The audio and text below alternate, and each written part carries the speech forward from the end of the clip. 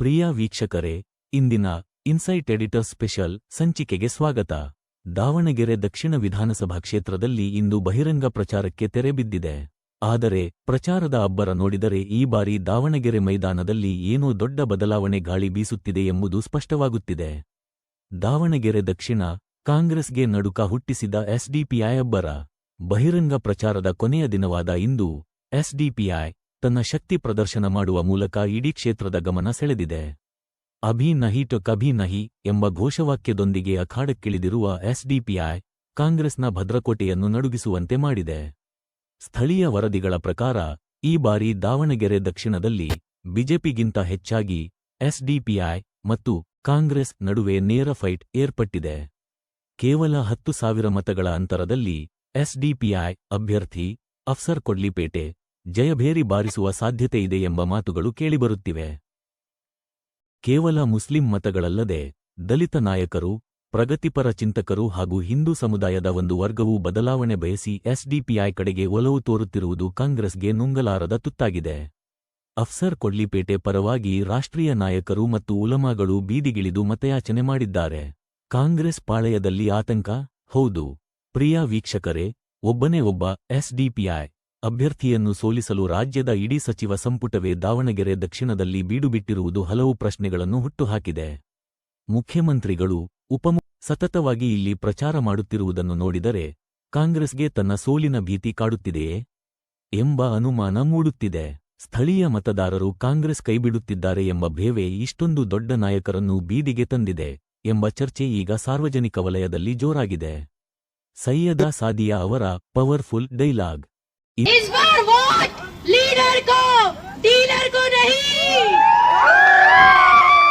ಇಂದಿನ ಜನಶಕ್ತಿ ಪ್ರದರ್ಶನದಲ್ಲಿ ಎಸ್ಡಿಪಿಐ ರಾಷ್ಟ್ರೀಯ ನಾಯಕಿ ಪ್ರೊಫೆಸರ್ ಸೈಯದಾ ಸಾದಿಯಾ ಅವರ ಭಾಷಣ. ಅವರು ಮತದಾರರನ್ನುದ್ದೇಶಿಸಿ ಹೇಳಿದ ಒಂದು ಮಾತು ಈಗ ದಾವಣಗೆರೆಯ ಮನೆಮನೆಗೆ ತಲುಪಿದೆ. ಇದಕ್ಕಿಂತ ಹೆಚ್ಚು ಈ ಒಂದು ಡೈಲಾಗ್ ಯುವಜನತೆ ಮತ್ತು ಮಹಿಳೆಯರ ಮನಗೆಲ್ಲುವಲ್ಲಿ ಯಶಸ್ವಿಯಾಗಿದೆ. ಒಟ್ಟಿನಲ್ಲಿ ದಾವಣಗೆರೆ ದಕ್ಷಿಣ ಕ್ಷೇತ್ರದಲ್ಲಿ ಈ ಬಾರಿ ಕೈತಪ್ಪಿ ಕುಕ್ಕರ್ ಜೋರಾಗಿ ಸೀಟಿ ಹೊಡೆಯುತ್ತಾ? ಎಸ್ಡಿಪಿಐ ಈ ಕ್ಷೇತ್ರದಲ್ಲಿ ತನ್ನ ಖಾತೆ ತೆರೆಯುತ್ತಾ ಅಥವಾ ಕಾಂಗ್ರೆಸ್ ತನ್ನ ಕೋಟೆಯನ್ನು ಉಳಿಸಿಕೊಳ್ಳುತ್ತಾ? ಫಲಿತಾಂಶಕ್ಕಾಗಿ ಕಾದು ನೋಡಬೇಕಿದೆ. ಮುಸಲ್ಮಾನರಿಗೆ ಕಾಂಗ್ರೆಸ್ ಟಿಕೆಟ್ ನೀಡಿಲ್ಲ ಎಂಬ ಸಿಟ್ಟಿನಿಂದ ಆರಂಭವಾದ ಈ ದಾವಣಗೆರೆ ದಕ್ಷಿಣದ ದಂಗಲ್ ಪ್ರಚಾರದ ಭರದಲ್ಲಿ ಮುಸ್ಲಿಂ ಲೀಡರ್ಸ್, ಕಾಂಗ್ರೆಸ್ ಮುಸ್ಲಿಂ ನಾಯಕ ಹಾಗೂ ಸಚಿವ ಜಮೀರ್ ಅಹಮದ್ ಇಂದಿನ ಜನಶಕ್ತಿ ಪ್ರದರ್ಶನದಲ್ಲಿ ಎಸ್ಡಿಪಿಐ ರಾಷ್ಟ್ರೀಯ ನಾಯಕಿ ಪ್ರೊಫೆಸರ್ ಸೈಯದಾ ಸಾದಿಯಾ ಅವರ ಭಾಷಣ. ಮುಸಲ್ಮಾನರಿಗೆ ಕಾಂಗ್ರೆಸ್ ಟಿಕೆಟ್ ನೀಡಿಲ್ಲ ಎಂಬ ಸಿಟ್ಟಿನಿಂದ ಆರಂಭವಾದ ಈ ದಾವಣಗೆರೆ ದಕ್ಷಿಣದ ದಂಗಲ್ ಪ್ರಚಾರದ ಭರದಲ್ಲಿ ಮುಸ್ಲಿಂ ಲೀಡರ್ಸ್, ಕಾಂಗ್ರೆಸ್ ಮುಸ್ಲಿಂ ನಾಯಕ ಹಾಗೂ ಸಚಿವ ಜಮೀರ್ ಅಹಮದ್ ಗಡ್ಡ ಮತ್ತು ಟೊಪ್ಪಿ, ಉಲೇಮಾ ಮತ್ತು ಮುಸ್ಲಿಂ ಸಮಾಜ ಕಾಂಗ್ರೆಸ್ ಪಕ್ಷಕ್ಕೆ ಬ್ಲಾಕ್ಮೇಲ್ ಮಾಡಲು ಸಾಧ್ಯವಿಲ್ಲ. ಅವನಯವನೋ ಇಮ್ರಾನ್ ಎಂಬ ಹೇಳಿಕೆ. ಗಡ್ಡ ಬಿಟ್ಟು ಟೊಪ್ಪಿ ಹಾಕಿಕೊಂಡು ಯಾರಾದರೂ ಏನಾದರೂ ಹೇಳಿದ್ರೆ ಯಾಕೆ ಕೇಳ್ತೀರಾ? ಗಡ್ಡ ಇದ್ದು ಟೊಪ್ಪಿ ಧರಿಸಿದವರು ಒಳ್ಳೆಯವರಲ್ಲ. ಜಮೀರ್ ಅಹಮದ್ ಬಂದಿಲ್ಲ ಅಂದ್ರೂ ನಡೀತತೆ. ಒಬ್ಬ ಮುಸ್ಲಿಂ ಸಮುದಾಯದ ಶಾಸಕ ಮಾಡಲು ನಿಮಗೆ ತಾಕತ್ತೂ ಇಲ್ಲ, ಹೈಸಿಯತ್, ಯೋಗ್ಯತೆನೂ ಇಲ್ಲ. ಉದ್ಧರಣ, ಎಸ್ಡಿಪಿಐ ಕೋಮುವಾದಿ ಪಕ್ಷ ಇತ್ಯಾದಿ ಹೇಳಿಕೆಗಳು ಹೇಳಿಕೊಂಡು ಚುನಾವಣಾ ಪ್ರಚಾರ ನಡೆಸಬೇಕಾಯಿತು. ದಾವಣಗೆರೆ ದಕ್ಷಿಣ ಚುನಾವಣೆ ಪ್ರಚಾರಕ್ಕೆ ಇಡೀ ಮಂತ್ರಿಮಂಡಲ ದಾವಣಗೆರೆಯಲ್ಲೇ ಠಿಕಾಣಿ ಹೊಡೆಯುವಂತೆ ಆಯಿತು. ಇದೆಲ್ಲವೂ ಈ ಉಪಚುನಾವಣೆ ದಂಗಲ್ ಹೈಲೈಟ್ಸ್.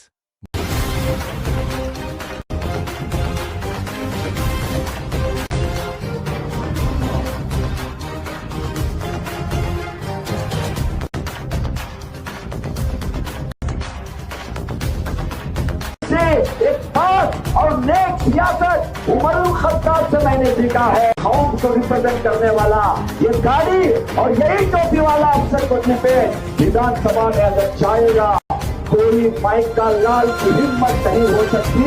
मेरे नबी की शान में मुखाजी कर सकते हैं. जिसने 65 साल संघ को पाला, ये माँ है इसकी, ये बाप है ये बीजेपी के. ऐसे लोगों को आज जब आपके सामने पोल खुल रही है तो एसडीपीआई को बदनाम करने की कोशिश करते हैं, आपकी आंखों में धूल झोंकते हैं. मेरी आपसे एक ही गुजारिश, इस बार कुकर पे बटन दबाइए.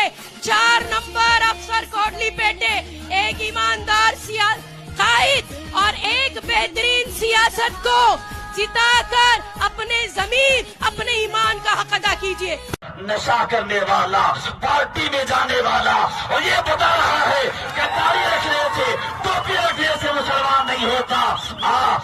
तुझे बताऊंगा कि टोपी और दाढ़ी रखने वाला ही मुसलमान होता है। और ये अफसर कुंडली बेटे अल्हम्दुलिल्लाह जिनके चेहरे पर दाढ़ी भी है, जिनके सर पर दाढ़ी भी है, अगर तुम इन्हें आप गूगल का बटन दबाकर इन्हें कामयाब करोगे तो इंशाअल्लाह तबारक व तआला मेरा ईमान कहता है, मेरा विजदान कहता है, कोई पार्टी तुम्हें हक दिलाए या ना दिलाए, इंशाअल्लाह एसडीपी पार्टी वो हमें अपना हक दिलाकर रहेगी। ಫಿರೋನ್ ಮತ್ತು ನಮ್ರೂದ್ನನ್ನೇ ಮುಗಿಸಿ ಬಂದಂತಹ ಸಂತತಿ ಇದು. ಅರೆ ಇಸ್ರೇಲ್, ಯುಎಸ್ ನಿನ್ನನ್ನೇ ಬಗ್ಗು ಬಡಿಯುತ್ತಿರುವ ಇರಾನಿನಲ್ಲಿ ಹರಿಯುತ್ತಿರುವ ರಕ್ತ ಕೂಡ ಇದೇ ಸಂತತಿದು. ಕಟ್ಟ ಕಡೆಯ ಉಸಿರು ಇರುವವರೆಗೂ ಹೋರಾಟ ಮಾಡುವ ಈ ಸಂತತಿಯನ್ನ ದಾವಣಗೆರೆಯಿಂದ ಚಿತ್ರದುರ್ಗಕ್ಕೂ ಕಳ್ಸಕ್ ಆಗಲ್ಲ ಕಣಯ್ಯ. ಅವ್ರಿಗೆ ಒಪ್ಪಿಗೆ ಇಲ್ಲ ಅಂದ್ರೆ, ನಿಮ್ಮ ಪರ್ಮಿಷನ್ ಇಲ್ಲ ಅಂದ್ರೆ ನಿಮ್ಮ ದಾವಣಗೆರೆ ಚಿತ್ರದುರ್ಗಕ್ಕೆ ಕಳ್ಸಕ್ಕಾಗಲ್ಲ. ಅವ್ನು ಬಿಜೆಪಿ ಅವನಾಗ್ಲಿ ಕಾಂಗ್ರೆಸ್ ಅವನಾಗ್ಲಿ ಯಾವನೇ ಆಗ್ಲಿ. ಹೌದಾ? ಆಗ್ತದ? ಈ ದೇಶದ ಕಾನೂನಿನ ಪ್ರಕಾರವಾಗಿ ನಾವು ಬದುಕುತ್ತಿದ್ರೆ ನಮ್ಮನ್ನ ಇಲ್ಲಿಂದ ಎಲ್ಲಿಗಾದ್ರೂ ಕಳ್ಸಕ್ ಸಾಧ್ಯನಾ? ಆತ್ಮೀಯ ದಾವಣಗೆರೆ ದಕ್ಷಿಣ ವಿಧಾನಸಭಾ ಕ್ಷೇತ್ರದ ಈ ನನ್ನ ಧ್ವನಿಯನ್ನ ಆಲಿಸ್ತಾ ಇರುವಂತಹ ಲೈವ್ ವಿಡಿಯೋ ಮುಖಾಂತರ ದೇಶ ವಿದೇಶ ಮತ್ತು ಭಾರತದ ಇತರ ರಾಜ್ಯಗಳಲ್ಲಿರುವಂತಹ ಒಂದು ನನ್ನೆಲ್ಲ ಮತದಾರರ ಬಂಧುಗಳಿಗೆ ಇನ್ನೊಂದು ಬ್ರೇಕಿಂಗ್ ನ್ಯೂಸ್ ನಾನು ಕೊಡ್ತೀನಿ ಅಂತ ಅನೌನ್ಸ್ ಮಾಡಿದೆ ಮೊನ್ನೆ ನಡೆದಂತಹ ಕಾರ್ಯಕ್ರಮದಲ್ಲಿ. ಇವತ್ತು ನನ್ನ ಪರವಾಗಿ ಈ ಚುನಾವಣಾ ಕಣದಲ್ಲಿ ಸ್ವತಂತ್ರ ಅಭ್ಯರ್ಥಿಯಾಗಿ ಸ್ಪರ್ಧಿಸಿದ್ದಂತಹ ನನ್ನ ಸಹೋದರ ಅಲ್ಲಾ ಬಕ್ಷ್ ಅವರು ನನ್ನ ಪರವಾಗಿ ಇವತ್ತು ವೇದಿಕೆಗೆ ಬಂದು ತಮ್ಮ ಬೆಂಬಲವನ್ನು ಕೊಟ್ಟಿದ್ದಾರೆ. ಅಲ್ಲಾ ಬಕ್ಷ್ ಅವರು ನನ್ನ ಹೆಗಲಿಗೆ ಹೆಗಲು ಕೊಟ್ಟಿ ನನ್ನ ಗೆಲುವಿಗಾಗಿ ಟೊಂಕ ಕಟ್ಟಿ ಕೆಲಸ ಮಾಡ್ತೀವಿ ಎಂಬಂತ ಸಂದೇಶವನ್ನು ನೀಡಿದ್ದಾರೆ. ಆತ್ಮೀಯವಾಗಿ ನಾನು ಸ್ವಾಗತಿಸ್ತಾ ಇದ್ದೇನೆ. ಅಲ್ಲಾ ಬಕ್ಷ್ ಅವರೇ, ಇನ್ನೂ 2 ದಿನ ಕಾದು ನೋಡಿ, ಇನ್ನೊಂದು ಬ್ರೇಕಿಂಗ್ ನ್ಯೂಸ್ ಅನ್ನು ಕೂಡ ನಾನು ಕೊಡ್ಲಿಕ್ಕಿದ್ದೆ. एसडीपी को साथ दो, क्योंकि वाहिद party social democratic party of India एक वाहिद पार्टी ऐसी है जो हर मजलूम के लिए आवाज उठाती है, जिसकी आवाज में इतनी ताकत और दम है कि इस मुल्क का प्राइम मिनिस्टर, इस मुल्क का होम मिनिस्टर अगर किसी से डरता है तो सिर्फ और सिर्फ social democratic party of India से। मैं कांग्रेस के दल्लाल लीडरों से कहना चाहता हूं, और दल्लालों और कांग्रेस के नौकर चाकर गुलामों, तुमने आज तक एसडीपी के दियारे नौजवानों को नहीं देखा है। मोदी की ताकत हमें नहीं रोक सकी, योगी का जुल्म नहीं रोक सका, अमित शाह की चापलूसी नहीं रोक सकी, कोई ताकत हमें रोक नहीं सकती, क्योंकि हम सिर्फ और सिर्फ अल्लाह रब्बुल इज्जत से डरने वाले हैं। किसी की ऐसी ताकत नहीं कि हमें डरा सके। ಇಲ್ಲಿವರೆಗೂ ಮುಸಲ್ಮಾನರಂದ್ರೆ ಕಾಂಗ್ರೆಸ್, ಕಾಂಗ್ರೆಸ್ ಅಂದ್ರೆ ಮುಸಲ್ಮಾನರನ್ನ ತಲೆ ಫಸ್ಟ್ ಹೋಗ್ಬೋದು ಜನರಿಂದ. ಮುಸಲ್ಮಾನರಲ್ಲಿನೂ ಲೀಡರ್ಸ್ಗಳು ಹುಟ್ಟಬೇಕು, ಮುಸಲ್ಮಾನರಲ್ಲಿ ಲೀಡರ್ಸ್ಗಳು ಬೆಳಿಬೇಕು, ಮುಸಲ್ಮಾನರಲ್ಲಿನೂ MP MLA ಗಳಾಗಬೇಕು, ಮುಸಲ್ಮಾನರನ್ನು ಎಲ್ಲ ಜನಾಂಗದ ಅಭಿವೃದ್ಧಿಗೆ ಬಡವರು ಬಡವರಾಗಿರಬಾರ್ದು, ಶ್ರೀಮಂತರಾಗಕ್ಕೆ ಬಿಡಬಾರ್ದು, ಎಲ್ಲರನ್ನೂ ಸರಿ ಸಮಾನವಾಗಿ ಕಾಣಂತ ಒಂದು ಮುನ್ನೆಲೆಗೆ ಅವರು ಮುನ್ನಡೆಗೆ ಬರಬೇಕು. ಅವ್ರನ್ನ ಒಂಥರ ಊಟದಲ್ಲೇ ಥರ ಎಲೆಕ್ಷನ್ ಟೈಮಲ್ಲಿ ಅಷ್ಟೇ ಊಟ ಮಾಡಿ ಬಿಸಾಕ ಎಲೆ ಥರ ಆಗಬಾರ್ದು. ಅವರು ಕೂಡ ಮುನ್ನೆಲೆಗೆ ಬರಬೇಕು, ಅವರು ಸಮಾಜದಲ್ಲಿ ಉನ್ನತ ಸ್ಥಾನಕ್ಕೆ ಬೆಳಿಬೇಕು, ಎಲ್ಲರನ್ನೂ ಎಲ್ಲ ಜನಾಂಗದವ್ರನ್ನು ಒಟ್ಟಿಗೆ ತಗೊಂಡು ಮುನ್ನಡೆಗೆ ಹೋಗೋಕ್ಕೆ ಅವಾಗ ಅವಕಾಶ ಸಿಗಬೇಕು. ಅವಕಾಶ ಈ ಸಲ ಸಿಕ್ಕಿದೆ, ಅದನ್ನ ಎಲ್ಲರೂ ಸೇರಿ ನಮ್ಮ ಅಣ್ತಮ್ಮಗಳ ಬೆಳೆಸಿ ಗೆಲ್ಲಿಸಿ ಆಶೀರ್ವಾದ ಮಾಡಬೇಕಂತ ತಮ್ಮಲ್ಲಿ ನಾವು ಕೇಳ್ಕೊಂಡ್ತೀವಿ. आपको मालूम है 17 सालों में इतनी मजबूत है कि पूरी ताकत के साथ हमारे सामने आने के बावजूद 1 इंच के लिए भी हमने नहीं हिला है। हमें खरीदने की बहुत कोशिश हुई, हमें डराने की बहुत कोशिश हुई, हमें समझाने की बहुत कोशिश हुई, लेकिन नो कॉम्प्रोमाइज अगर कोई स्टैंड किसी पार्टी का है तो social democratic party of India का है। और ये जो हमारा कैंडिडेट है वो कैंडिडेट तकरीबन 15 साल से 20 साल से मजलूमों के लिए मेहनत करता आया है। अगर ऐसा फर्द विधानसभा के अंदर जाएगा, बात करेगा, 2B रिजर्वेशन मिलेगा, हिजाब का मसला हल होगा, हलाल और हराम का जो मामला है उनको जबान को बंद कर दिया जाएगा, और हमें 15,000 करोड़ रुपयों का जो बजट है वो हमें भी मिलेगा। उर्दू एकेडमी स्ट्रांग होगी और मस्जिदों के, मंदिरों के, चर्चों के जो मसाइल हैं वो हल होंगे और हमें जॉब का मसला हल होगा, बेरोजगारी दूर होगी, जिसके लिए मकान नहीं है उनको मकान मिलेगा और मीडिया में बैठकर ऐसा बात करेगा कि हर एक आदमी कान लगाकर उसे सुनेगा। हमें गोली खेलने के लिए पार्टी नहीं बनाए रिजवान भाई, गोली खेलती ना उसके वास्ते पार्टी नहीं बनाए।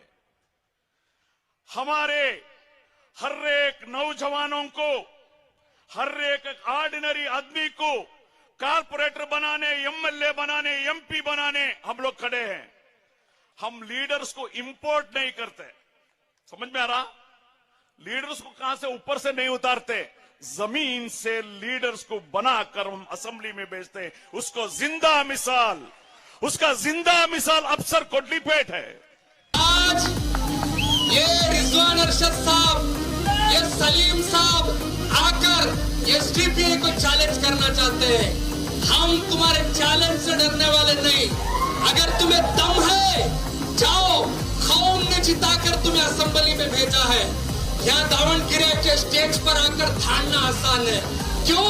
क्योंकि वहां जाने के बाद तुम नौकर बनकर आए हो, दावणगिरे में चाकर बनकर अपनी चापलूसी करने के लिए आए हो।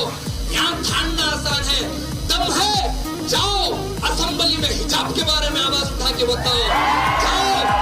जाओ हलाल बीफ के बारे में हाथ उठा के बताओ। अगर तुम्हें दम है तो जाओ श्रीरंगपट्टनम के बारे में आवाज उठा के बताओ। तुम्हें दम है बाबरी मस्जिद के बारे में आवाज उठाकर बताओ। एक एमएलए साहब को मैं सुन रहा था, क्या क्या मिसालें, अल्लाह अकबर अल्लाह अकबर, इजराइल की मिसाल, कहां की मिसाल, ईरान की मिसाल। हमारा ही अपना आज हजरत अमीर शरीयत के मुकाम पर जो बैठे हैं उनका मजाक उड़ाता है। दाढ़ी वाला, टोपी वाला मुसलमान है क्या करके सवाल करता है खुद अपने चेहरे पर दाढ़ी रखकर। ये बीजेपी की जुबान बोलने कांग्रेस वाले, इनको सबक सिखाना लाजिम है, जरूरी है। कल कोई कांग्रेस के एमएलए बोलते हैं कि कांग्रेस ने आपको क्या नहीं दिया, कुछ भी नहीं दिया। ठेंगा दिखाने वाली, पीठ में चूरा फूंकने वाली कांग्रेस है। चाहता हूं कि ये जो ठेंगा दिखाने वाली, पीठ में चूरा फूंकने वाली कांग्रेस है, इसको इस बार आप सबक नहीं सिखाएंगे तो हमेशा के लिए तैयार हो जाओ। तनवीर सेठ का खिलाफ कैंडिडेट डाले रिजवान अरशद साहब।